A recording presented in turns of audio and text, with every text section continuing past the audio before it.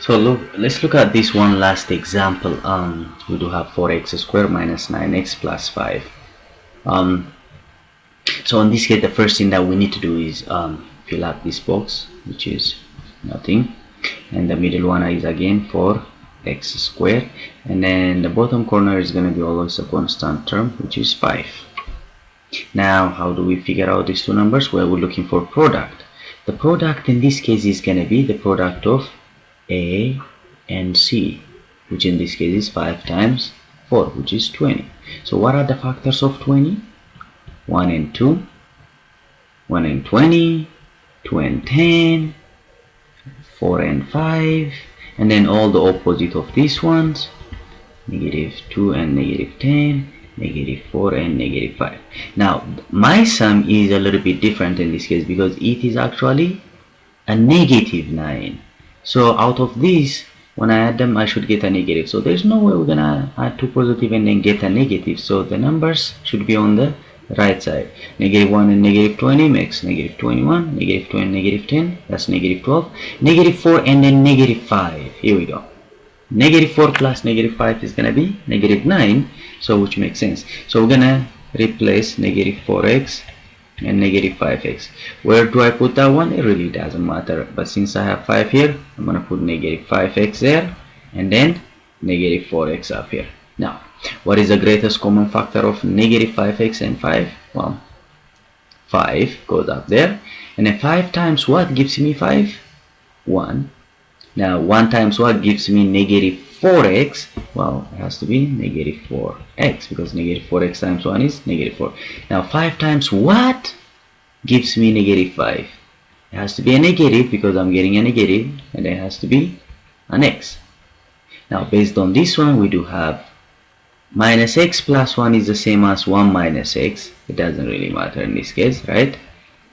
Times, in this case what we have is 5 minus 4x.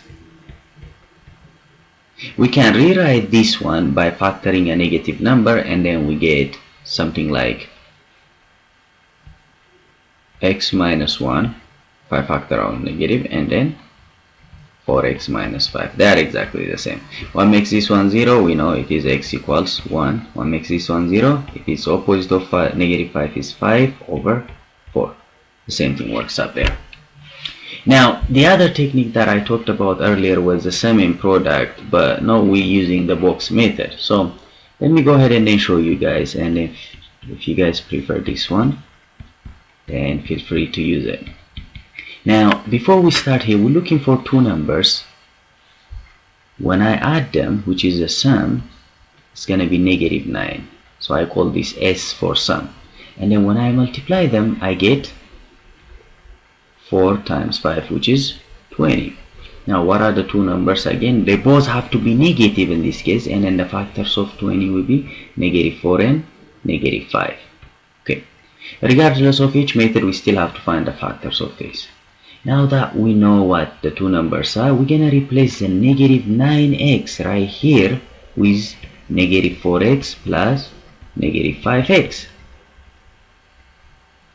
Okay, and then that looks like this. We got 4x squared, I'm gonna do this one right here, minus 9x plus 5 is equal to 0. I'm gonna do this one again, 4x squared, and instead of 9x I got negative 4x, negative 5x, and then we do have the plus is equal to 0. You see, right? Earlier we didn't have anything in common except 1. Now we split the middle one into 2, but we did it strategically, meaning that we look for two numbers. When we add them, we get the middle one. When we multiply them, we get the product of the two outer numbers. Once we have these, we can split them into two groups. This is grouping by factoring. Now, what is 4x squared? Wow, look at it. 4x is what? 4 times x minus the same thing here, 4 times x. When it comes to 5, we got negative 5 times x plus 5 times 1 is equal to 0. Now based on this, what do these two things have in common? the 4x and the 4x, they both have what? 4x. So when we factor out 4x, what is left here? X minus whatever. If we factor the whole thing out, there is 1. Check this out. If you distribute it back, you should get this. 4x times x, 4x squared. 4x times negative 1, negative 4x. We do have this minus, so I'm going to put that minus there. What is common between 5x and 5? They both have 5. So I put 5 here, but notice that I factor negative 5. So when I factor out negative 5 from negative 5x, we get x. When I factor out negative 5 from positive 5, we get negative 1. Let's multiply it to check. Negative 5 times x, negative 5x. Negative 5 times negative 1, positive 1. Now if our work is right, we always end up with the same thing in these two parentheses.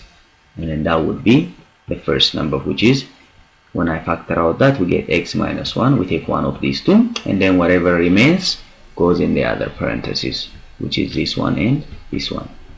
4x minus 5. Now, what makes this thing 0? Again, we can do x equals 1 here, and then x equals, the opposite of negative 5 is 5 over 4. And then this completes the problem.